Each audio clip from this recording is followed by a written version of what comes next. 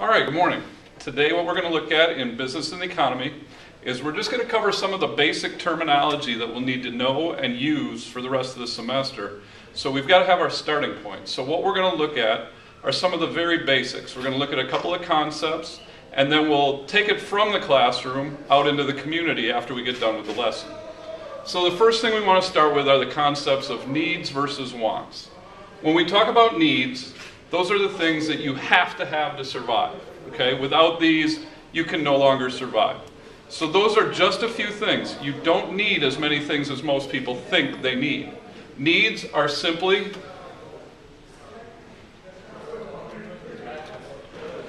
food, water, shelter, and clothes. Now, I know some of you are going to say you need your iPod to survive, or you need wireless internet access, but those are wants, and that's what we're going to look at next, are the wants. Okay, so when we talk about wants, those go beyond your needs. Now that you've covered your basic necessities in life, the things that you have to survive, you have to go on to your wants, and those are the things that you wish you could have beyond your needs. So now we're talking about anything that you desire. It could be that you want a new car.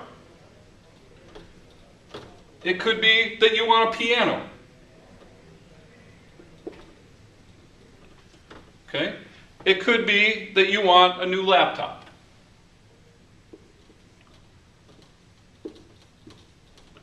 Okay? So now these are things that you don't need to survive, but they make your life more comfortable. So those are what are called your wants.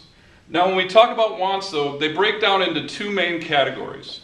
First of all, you have wants that are called private wants, and what those do is they benefit you as an individual, and typically are paid for by you, the individual, as well. So it's not only benefiting you, it's funded by you. So if you want a car, you're going to have to go out and buy the car. If you want a piano, you go buy the piano, and it's benefiting you. It's something you desire, something you want to have. Now when we go into public wants, that's something that benefits society as a whole. So in a public want, in general, that's going to be funded by the government. Now, obviously, indirectly, that means it's funded by you because you're a taxpayer. But these are things that the government provides for society. So an example of something like that, instead of being a car or a piano, would be something like education.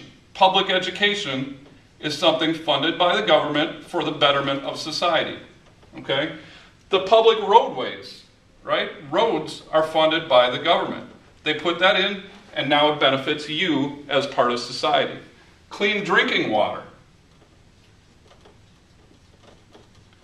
Another thing that we need to survive, and thanks to the government, they help take care of that for you. Okay? So that is a public want. So now we've taken care of our needs and wants, and we've talked about private and public wants. The next thing we're going to move on to is a falling board. But beyond that, we're going to look at some of the things in here called goods and services. And so these are other things that you look at that you go out and purchase. A good, as you can see up here, is any item that you can purchase that fulfills your needs and wants. Okay?